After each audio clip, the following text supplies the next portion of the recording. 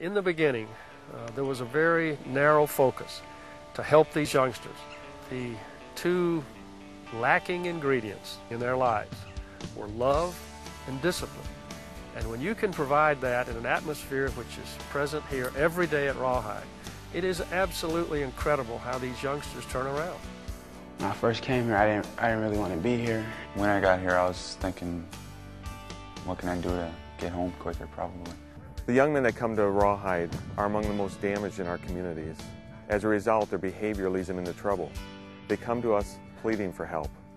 You know, there's times that I actually sat in a room with the boy and shed tears with the boy, you know, because there's such a bond that sets in. It's almost like a father-son.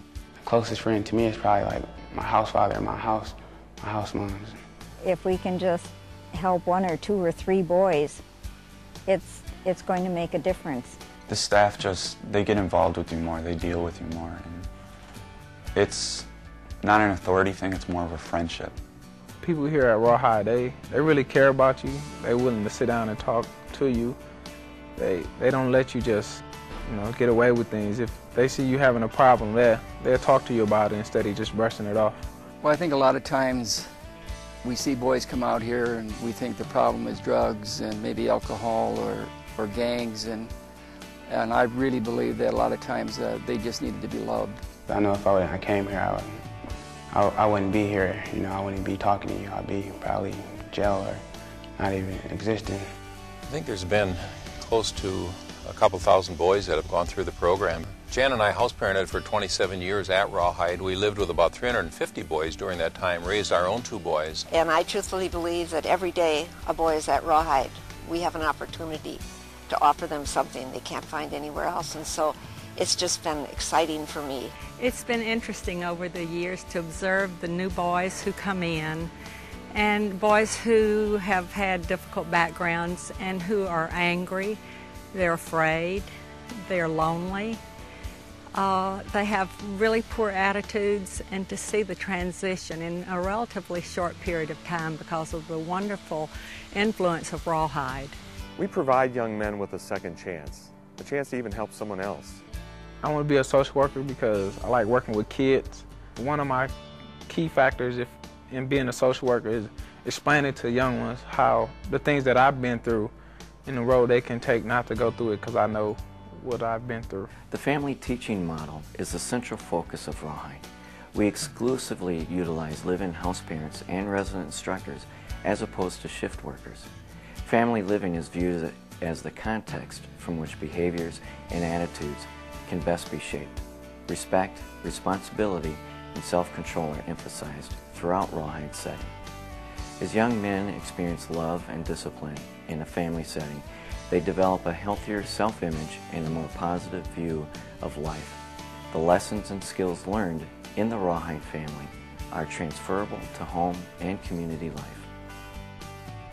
Star Academy, Rawhide's on-campus school, has a unique opportunity to work with the guys to get their education going in a direction that for most of our guys has never been a serious consideration. Our teachers and our staff here on the education team has a real desire to build some strong relationships with the guys. And for most of our guys, that is a whole new concept, because I think in the past they viewed their teachers as authority figures that really didn't have a care or concern for them. And so it's a whole new opportunity to break through and develop a hope in our guys that they never had before. And then from that hope, there comes a desire to make right choices and to succeed. I think a key component of athletics is that you develop some of the things that you're learning in the classroom and you get into your mind, but to actually go out and practice them is where you need to give the guys those opportunities. And I think our athletic program is a great place to put into practice some of those concepts of teamwork. Our sports program is to give the guys the opportunity to use the gifts that they have athletically, but it's even more than that. It's developing that character that's going to stay with them forever. Our whole focus is to give the guys a experience in giving back to their community. We want the guys to be able to follow instructions. And within our program, we're also a military-style program. I like to say we're a service corps program first, and we use the military to make that better. Teach the guys to say yes sir, no sir, follow directions, so that when they get a job someday, they can be a highly effective employee. And it works because I says, you know, I've got my own life as an example, and several of the other staff at Rawhide that I've known for a long time. Rawhide's Equine Assisted Program, or REAP for short, provides several opportunities for young men to learn about horses, to learn about themselves, and in the process, work on their own personal growth and development. One of the activities that are conducted is a therapy session in which a young man is given a goal to complete with a horse, such as guiding it through an obstacle course. Horses are great for this exercise since they provide honest feedback as to how the exercise is progressing. Sometimes the youth must overcome challenges to complete the exercise, and as a result has an opportunity to build self-confidence and develop problem-solving skills.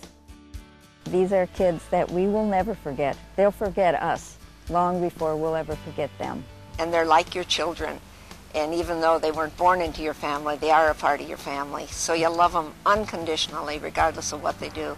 And they know that, because you can't fool children. I think the legacy for Rawhide is going to be that it was a program that literally turned hundreds and hundreds and hundreds of young men's lives around into productive citizens. I never had plans on going to college or nothing, but now those plans have changed. When I see a new guy come in, I see how they like talk and how they act and things they say, and I look at them. I used to be just like that when I first came, and I used to say the same thing. And then it's like that's when I really noticed that I changed, you know, because I see how they are, and then I see how I am.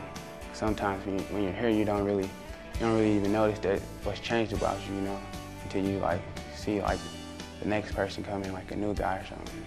Thank you so much for your interest in Rawhide Boys Ranch.